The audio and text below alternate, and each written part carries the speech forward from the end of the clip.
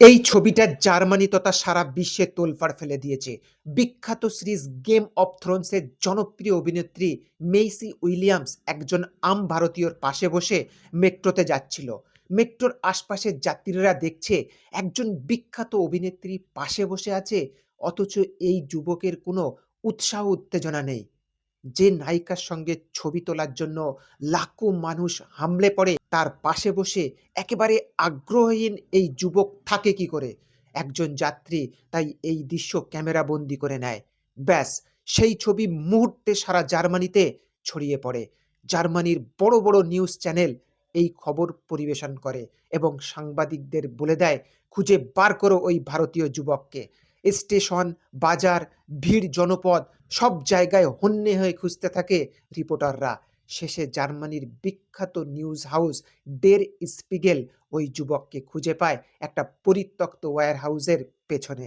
দেখে বোঝাই যাচ্ছে আশ্রয়হীন, ক্ষুধা, দুশ্চিন্তা এই যুবককে ঘিরে ধরে আছে।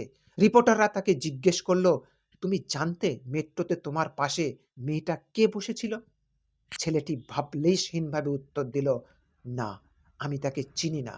রিপোর্টাররা হেসে উত্তর দিল, মেয়েটি গেম অফ থ্রোনসের নায়িকা মেইসি উইলিয়ামস ছিল।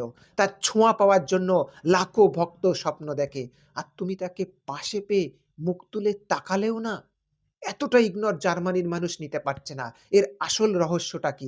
ছেলেটি নিরীহভাবে উত্তর দিল, যখন তোমার কাছে এ দেশে থাকার জন্য বৈধ পারমিট না থাকে, যখন তোমার পকেটে 1 ইউরো অর্থ না থাকে, যখন তুমি বিনা টিকিটে অবৈধভাবে ট্রেনে চলাফেরা করছো, তখন কিচ্ছু যায় আসে না যে তোমার পাশে কে এসে বসলো।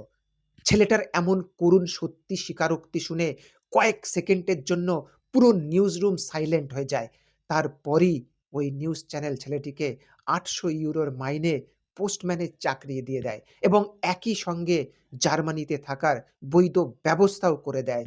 এটা গল্প কাহিনী বলে মনে হলেও কিন্তু গল্প কাহিনী নয়, বা আমি বানিয়ে বানিয়েও বলছি নয়, সদ্য জার্মানিতে ঘটে যাওয়া একটা ঘটনা। তাই ভাগ্যের চাকা কখন কিভাবে ঘুরে যায় তা সত্যিই কেউ কল্পনা করতে পারে না।